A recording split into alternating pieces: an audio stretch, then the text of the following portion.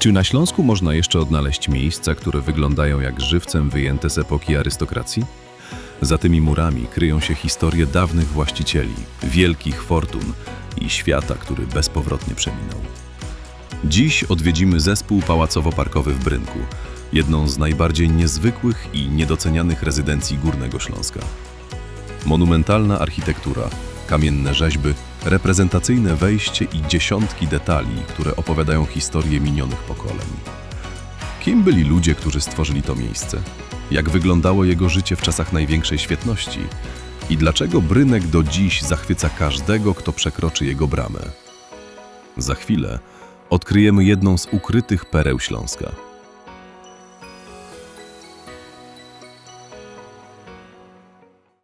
Na naszym kanale zabieramy Was w podróż po fascynujących miejscach tej części Polski, pokazując nie tylko znane atrakcje, ale i ukryte perełki, które często umykają nawet mieszkańcom regionu.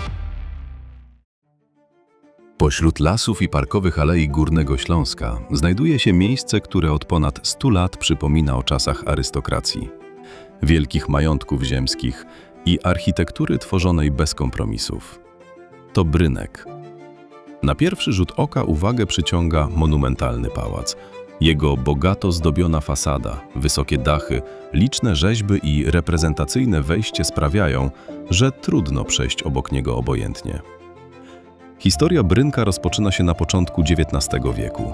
W 1825 roku majątek trafił w ręce Bernharda von Rosenthala, zamożnego przedsiębiorcy pochodzącego z Wrocławia. To właśnie rodzina Rosenthalów wzniosła tutaj pierwszy pałac, ukończony w 1829 roku. Była to klasycystyczna rezydencja otoczona rozległym parkiem krajobrazowym. Z czasem majątek rozwijał się, a sam pałac rozbudowano o kolejne skrzydła.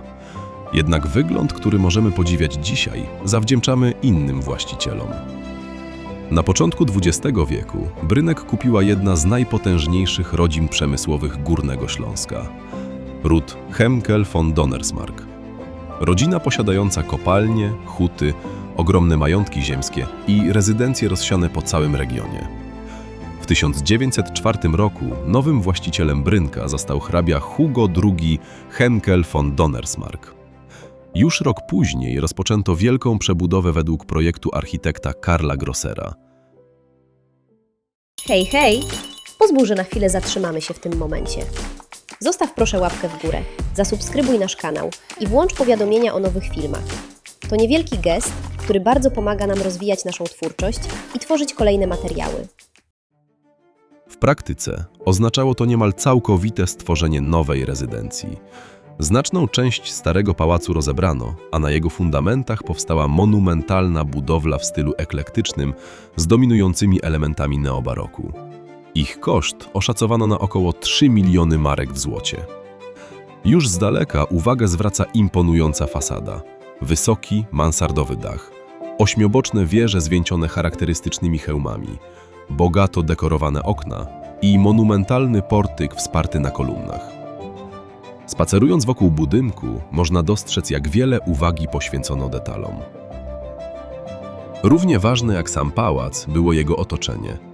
Wokół rozciąga się park krajobrazowy o powierzchni około 36 hektarów, aleje spacerowe, starodrzew, rozległe polany i kompozycje zieleni tworzące naturalną oprawę dla rezydencji. Ale prawdziwa siła Brynka nie kryła się wyłącznie w pałacu. Ukryta była również tutaj, w części gospodarczej. Pośród budynków, bez których funkcjonowanie całego majątku byłoby niemożliwe. Przenieśmy się teraz do drugiej części kompleksu. To właśnie tutaj można lepiej zrozumieć, jak działał dawny majątek ziemski. Jednym z najbardziej charakterystycznych obiektów jest ceglana wieża z zegarem. Dla wielu odwiedzających staje się ona równie rozpoznawalnym symbolem Brynka jak sam pałac. Jej masywna sylwetka góruje nad okolicznymi zabudowaniami, a zegar nie był jedynie ozdobą. Wyznaczał rytm życia całego majątku. Na początku XX wieku Donnersmarckowie rozbudowali całe zaplecze gospodarcze. Powstały stajnie, wozownie, dom ogrodnika, budynki administracyjne, ujeżdżalnia, magazyny i liczne obiekty niezbędne do codziennego funkcjonowania majątku. Warto pamiętać, że dawne majątki ziemskie były niemal samowystarczalnymi organizmami. Posiadały własne zaplecze techniczne, gospodarcze i administracyjne. Każdy budynek pełnił określoną funkcję. Każdy miał swoje miejsce. Losy pałacu zmieniły się po zakończeniu II wojny światowej. Donnersmarkowie opuścili Brynek, a epoka arystokratycznych właścicieli dobiegła końca. Co ciekawe, sam pałac przetrwał wojenną zawieruchę bez większych zniszczeń. Dzięki temu zachował znaczną część swojego historycznego charakteru. Po wojnie budynek otrzymał nowe przeznaczenie. Najpierw funkcjonowało tutaj gimnazjum, później szkoła leśna, a obecnie w pałacu mieści się internat zespołu szkół leśnych i ekologicznych. To właśnie dzięki temu obiekt nie został opuszczony i do dziś pozostaje żywą częścią lokalnej społeczności.